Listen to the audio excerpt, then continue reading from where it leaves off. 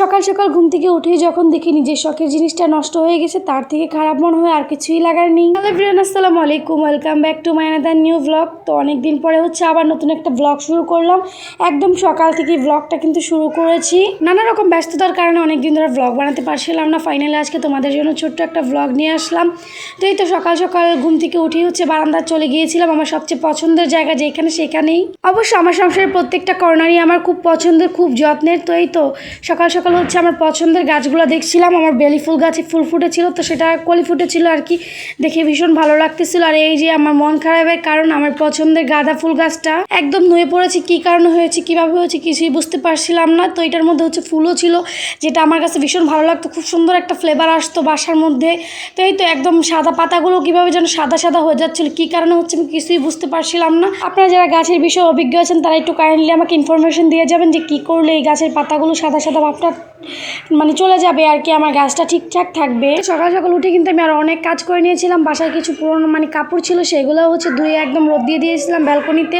তো এরপরে মা আমি কিন্তু অফ ক্যামেরায় নাস্তা করে নিয়েছিলাম। এরপরে কিছুক্ষণ সময় রেস্ট করে আমার বাকি সেই কাজগুলো ছিল সংসারে, সেগুলো অফ ক্যামেরায় করে আমি দুপুরে রান্নাবান্নার জন্য চলে এসেছিলাম। তো আজকে খুবই সিম্পল রান্নাবান্না করব মা মেয়ে দুজনের জন্য। তো এখানে প্রথমে চুলায় আমি একটা প্যান বসিয়ে কিছুটা পরিমাণ ভাজি করছিলাম। যেহেতু মা মেয়ে দুজনেই দুপুরবেলা খাবো, সেই জন্য খুবই সিম্পল রান্না করার চেষ্টা করছিলাম। তো এখানে মিষ্টি কুমড়া ভাজি করব, সেগুলো আমি অফ ক্যামেরায় কেটে বেটে একদম পরিষ্কার করে রান্না করতে এসেছিলাম। আর এই দেখেন আমার বারান্দার গ্রিলের সামনেটা কী ধরনের ম্যাসি হয়ে আছে, একদম এগুলোতে বৃষ্টিতে একদম বাজে অবস্থা করে ফেলেছে। কিছুদিন আগে আমি ওই যে জানালাটা খুলে রেখেছিলাম, তখন বৃষ্টি এসে এরকম বাজে অবস্থা করে ফেলছে সিমেন্টগুলো। আর আসলে আপনারা কে কোথা থেকে আমার ব্লগটা দেখছেন অবশ্যই একটু কমেন্ট করে জানাবেন। আর ভিডিওটা যদি এখন পর্যন্ত লাইক না দিয়ে থাকেন, প্লিজ একটা লাইক দিয়ে ভিডিওটা কন্টিনিউ করবেন। আর ভিডিওটা ভালো লাগলে, আমার ভিডিও আপনাদের কাছে দেখতে ভালো লাগে, অবশ্যই চ্যানেলটা সাবস্ক্রাইব করে পাশে থাকবেন। দেন এই তো এখানে দুইটা ডিম ভেঙে নিচ্ছিলাম খুব সুন্দরভাবে। আজকে আমি যেই তরকারিটা রান্না করব, এই তরকারিটা অনেক দিন ধরে আমার হাজব্যান্ড আমার কাছ থেকে খেতে চাইছে, আমাকে রান্না করে দিতে বলছে। তো ফাইনালি আজকে রান্না করছিলাম। তো এই তরকারিটা আমি ফার্স্ট টাইম রান্না করছি, তেমন একটা অভিজ্ঞতা নেই, তবুও ট্রাই করছি। অবশ্য আমি ইউটিউব দেখে নিয়েছিলাম, বাট আমি আমার মতো করে রান্না করছিলাম। ইউটিউব দেখলেও কি হয়েছে, আমি আমার মতো করে রান্না করছিলাম। তো এখন ডিমটা ছোট্ট ছোট্ট করে ভেজে নিচ্ছিলাম। আর আমি আর কি ইউটিউবে যেরকম প্রসেসিং দেখেছি ওরকমই করার চেষ্টা করছিলাম, বাট আমি আমার মতো করে করেছি। মশলাপাতি সব কিছুই আমি আমার মতো করে দিয়েছি।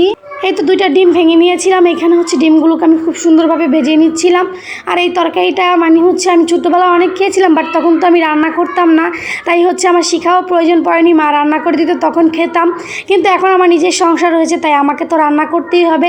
দেন এই তো আমি চেষ্টা করছিলাম নিজে নিজে রান্না করার। এই জিনিসটা লাইফে খুবই পছন্দ করি, যেই জিনিসটা আমি না পারি সেই জিনিসটাও আমি করার চেষ্টা করি। ইনশাল্লাহ একটা সময় আমি সেই জিনিসটাতে সাকসেস হই। আলহামদুলিল্লাহ তরকারিটা ভীষণ মজা ছিল। প্রথমবার ট্রাই করেছি, ভীষণ ভালো লেগেছিল। প্রথমবার আমার হাতে বানিয়ে আমি ট্রাই করেছি, তো খুব ভালো লেগেছিল। আর এই ডিমের তরকারিটা আমার কাছে এত ভালো লেগেছিল, আমি পরের দিনও কিন্তু এই ডিমের তরকারিটা রান্না করেছিলাম আমার নিজের জন্য আর কি। এই তরকারিটাতে আমি তেমন সেরকম কোনো রেসিপি দিচ্ছি না, আপনারা জাস্ট দেখে নেন কীভাবে রান্না করছি। অবশ্যই আমি অত ভালোভাবেও রান্না করতে পারি না, কিন্তু যতটুকু রান্না করি আমার পরিবার, আমার হাজব্যান্ড, আমার মেয়ে সবাই খেয়ে খুব খুশি হয়, অ্যান্ড ভালো বলে সবসময়ই। তো ভালো হোক না হোক, আমার কিন্তু সবসময় আমার ফ্যামিলি বা আমার পরিবারের জন্য রান্না করতে ভালো লাগে। তো ফাইনালি আজকের ব্লগটা এই পর্যন্ত, খুবই ছোট্ট ব্লগ দিয়েছি। তো ইনশাল্লাহ আমি খুব চেষ্টা করবো আপনাদের জন্য বড় বড় লং ভিডিও বানানোর জন্য। তো আজকের ভিডিওটা এই পর্যন্ত, সবাই ভালো থাকবেন। আল্লাহ হাফেজ, টাটা, বাই বাই। সবাই সুস্থতা কামনা করছি, আমার জন্য সবাই দোয়া করবেন অনেক অনেক।